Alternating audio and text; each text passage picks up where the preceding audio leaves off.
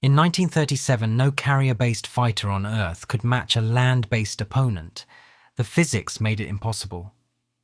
A carrier fighter had to be light enough to launch from a ship, strong enough to survive the shock of an arrested landing, and compact enough to fold its wings and descend into the hangar deck below. Every one of those requirements added weight or subtracted power. The result everywhere in the world was a compromise.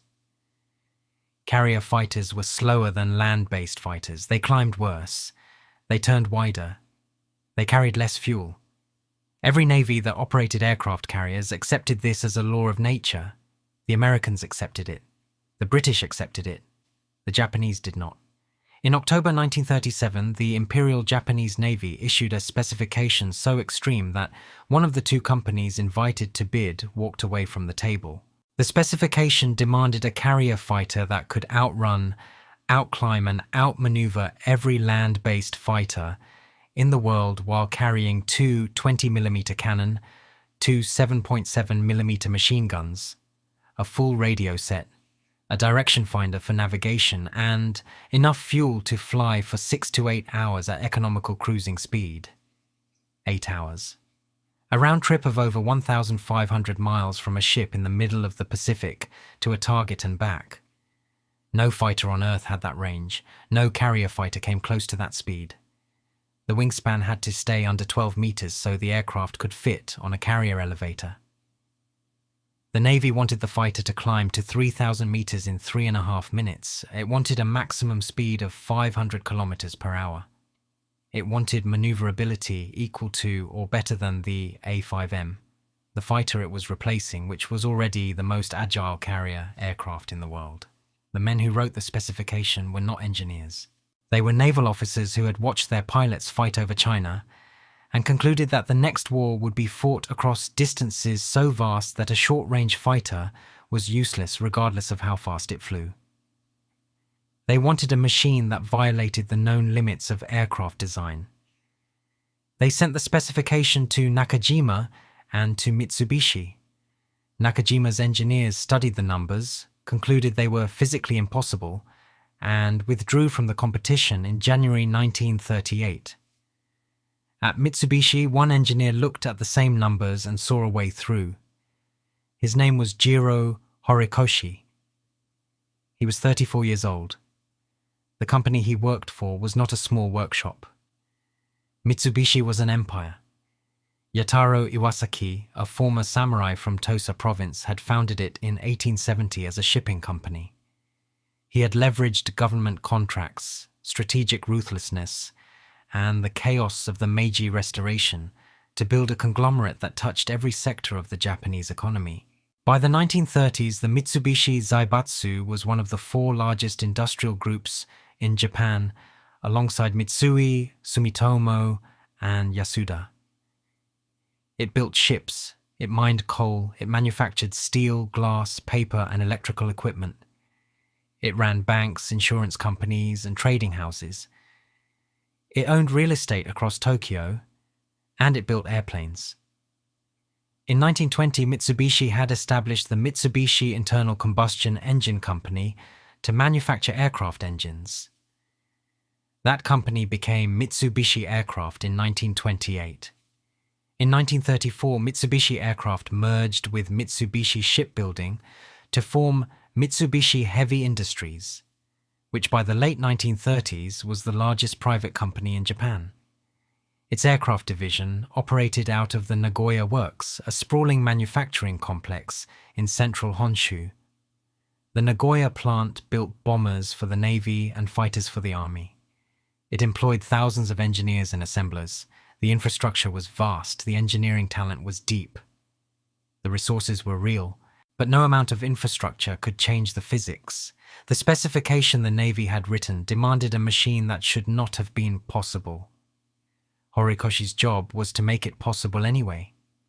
Jiro Horikoshi was born on June 22, 1903, near the city of Fujioka in Gunma Prefecture, northeast of Tokyo. He grew up watching airplanes transition from curiosity to strategic necessity.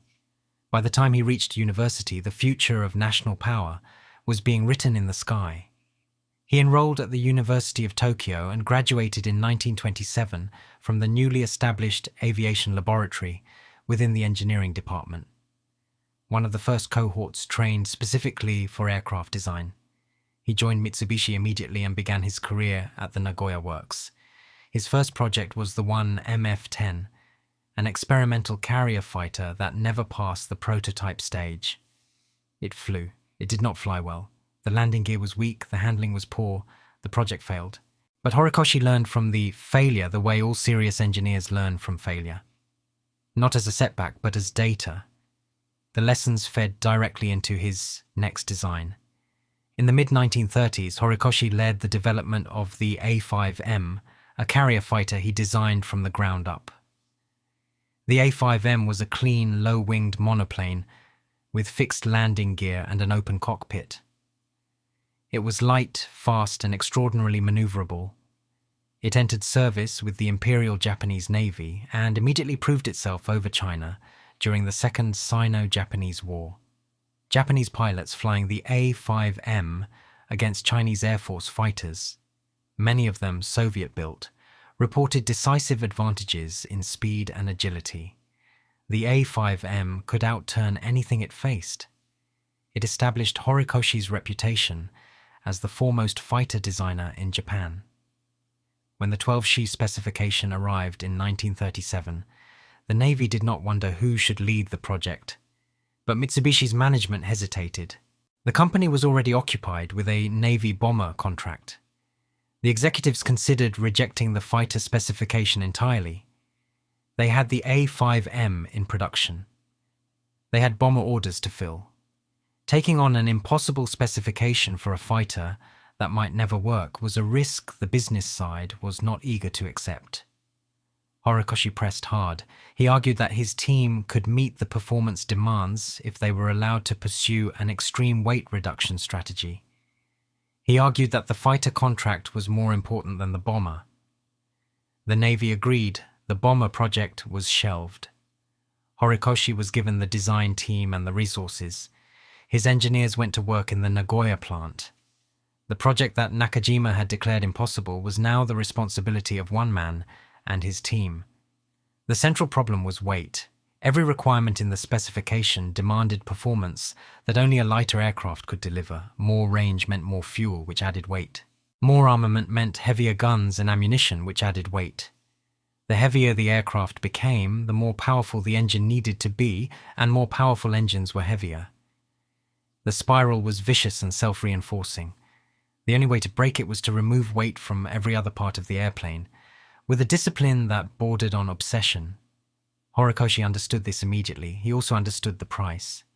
He made a decision that would define both the triumph and the tragedy of the machine he was about to create. He stripped the aircraft of protective armor. No steel plate behind the pilot's seat. No protection around the fuel tanks. No self-sealing bladders to close bullet holes and prevent fuel leaks.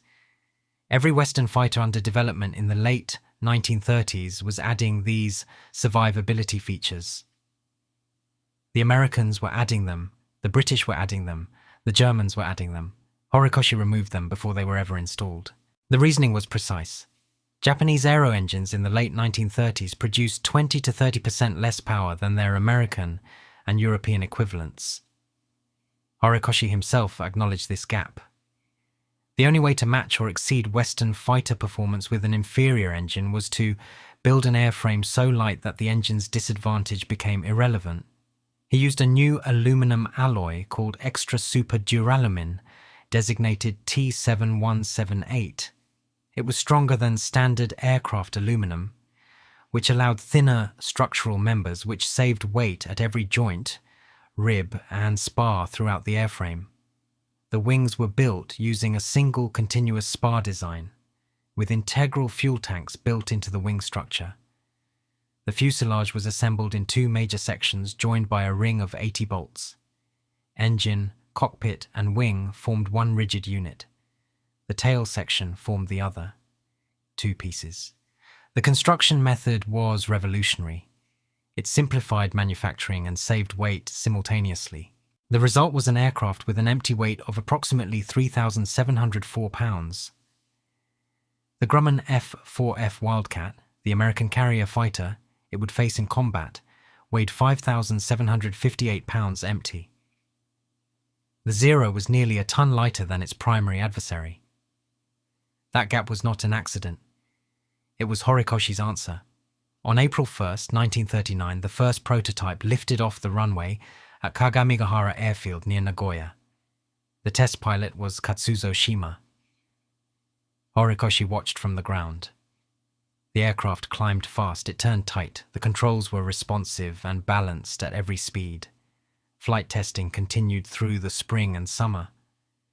A second prototype was built with the more powerful Nakajima Sakai 12 engine, a 14-cylinder radial producing 940 horsepower.